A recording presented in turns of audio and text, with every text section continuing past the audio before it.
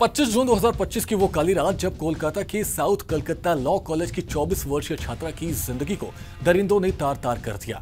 एक प्रतिष्ठित शिक्षण संस्थान जहां भविष्य की वकालत सीखने वाली एक बेटी ने अपने सपने संजोए थे, वहीं उसकी जिंदगी का सबसे भयावह सपना बन गया। मेडिकल रिपोर्ट ने इस क्रूरता की तस्वीर को और साफ कर दिया। पीड़िता की गर्दन पर गहरी खरोच, छाती और जांघों पर चोट के निशान और यौन व मौखिक उत्पीड़न के सबूत। ये सारी बातें उस रात की शर्मनाक हरकतों की गवाही देती हैं। इस दौरान डॉक्टरों ने साफ कहा कि रेप की संभावनाओं से इनकार नहीं किया जा सकता। पीड़िता ने अपनी शिकायत में जो दर्द बयां किया वो किसी का भी दिल दहला दे। उसने बताया कि 25 जून की शाम उसे कॉलेज के डी ब्लॉक के गार्ड रूम में बुलाया गया। वहां पहले से मौजूद 3 दरिंदों मनोजित मिश्रा, प्रोमित मुखर्जी और जैब अहमद ने उसे बंधक बना लिया।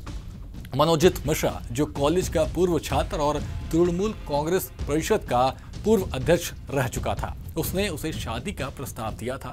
जब उसने ठुकरा दिया तो उसकी हिम्मत को कुचलने के लिए दरिंदगी की सारी हदें पार कर दी गई। 3 घंटे तक चली इस हैवानियत में पीड़िता को न सिर्फ शारीरिक यातनाएं दी गईं, बल्कि उसकी आत्मा को रौंदा गया। हॉकी स्टिक से धमकाकर प्रेमी को मारने और माता पिता को फंसाने की धमकियां देकर उसे चुप रहने को मजबूर किया गया।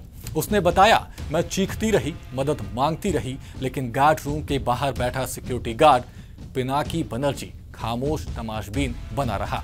ये वही गार्ड था जिसे बाद में पुलिस ने गिरफ्तार किया, क्योंकि सीसीटीवी फुटेज में उसकी मौजूदगी साफ दिखी, मगर उसने कोई मदद नहीं की।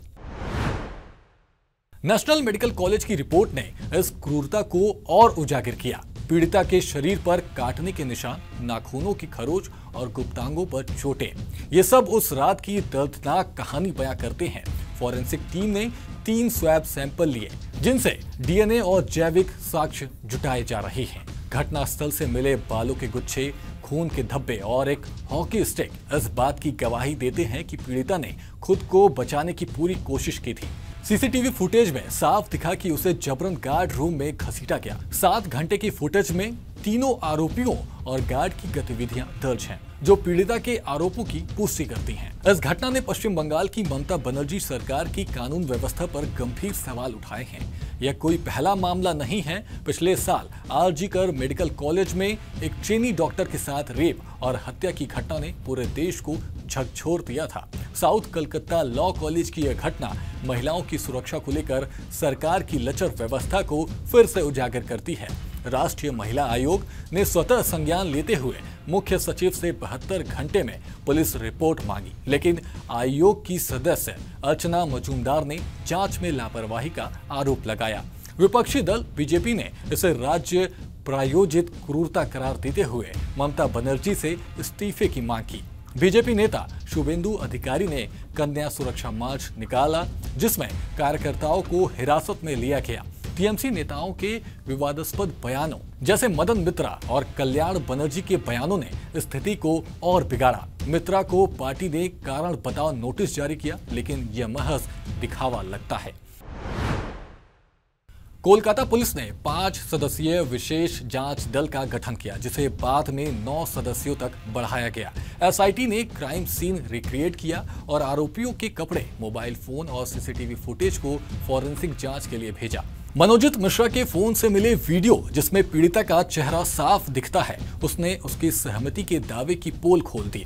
लेकिन सवाल ये है कि क्या ये जांच निष्पक्ष होगी? मुख्य आरोपी के टीएमसी से कथित संबंध और कॉलेज प्रशासन की चुप्पी संदेह पैदा करती है। यह घटना एक अपराध नहीं, बल्कि समाज और बंगाल सिस्टम की नाकामी का प्रतीक है। पीड़िता की हिम्मत, जिसने इतनी यातनाओं के बाद भी थाने पहुंचकर शिकायत दर्ज की, प्रेरणा देती है। लेकिन क्या उसे न्याय मिलेगा? पश्चिम बंगाल में बार बार होने वाली ऐसी घटनाएं और सरकार की उदासीनता यह सवाल खड़ा करती है कि क्या बेटियां कभी सुरक्षित होंगी? समाज, पुलिस और सरकार को अब जवाब देना होगा। कब तक बेटियों की चीखें अनसुनी रहेगी? फिलहाल आपका इस पूरी खबर पर क्या कुछ कहना है, हमें कमेंट कर जरूर बताएं और देखते रहें सूर्या समाचार।